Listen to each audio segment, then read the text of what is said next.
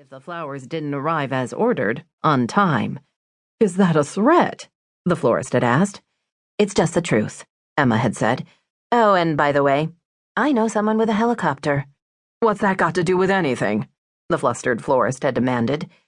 "If I were you, I'd pay to have that shit airlifted over Los Angeles rather than face the fallout of not delivering flowers to a Hollywood star's wedding. But that's just me." The last of the flowers arrived just as the violinists began to tune their instruments. Once Melissa discovered that Emma was good at cutting through chaos and handling bad situations that popped up, she saw her employee in a new light. Eventually, Melissa came to appreciate that Emma didn't mealy-mouth her way around vendors and promoted Emma to vice president. She instructed her staff to call Emma if things broke.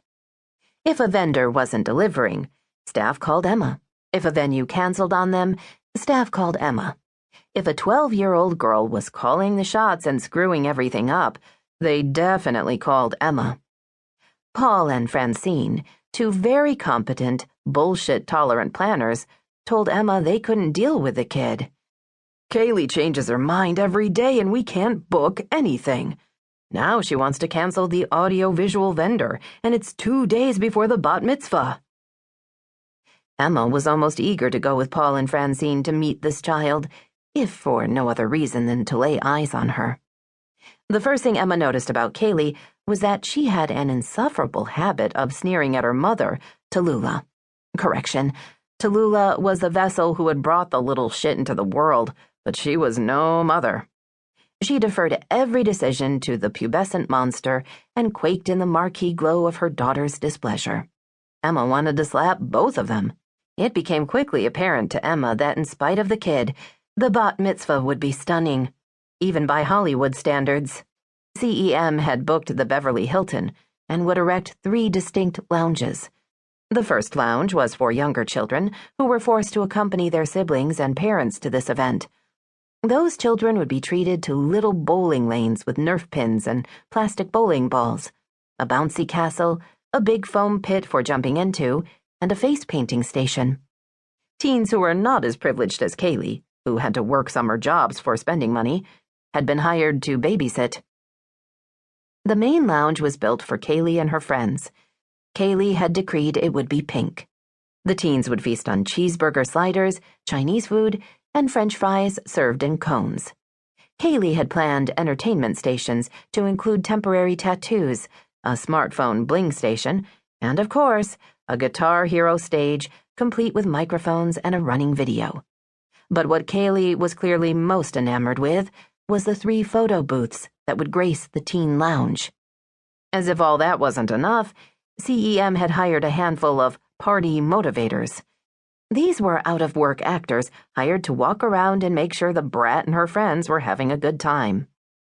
The motivators had been Tallulah's grand contribution. "I just worry that the kids will be a little self-conscious and won't want to take advantage of all the great party treats," she'd apologetically explained to Emma in a high-pitched, wispy girl's voice. "Heaven forbid that the kids actually pick themselves up off the pink velvet beanbags and walk around the pink lounge," Emma had said, and ignored the dark look Francine shot in her direction. "Yes, well, that's a vulnerable age," Tallulah explained.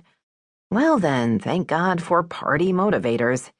"God, Mom, you're so stupid," Kaylee had said as her fingers flew across her phone, and Emma couldn't help but agree.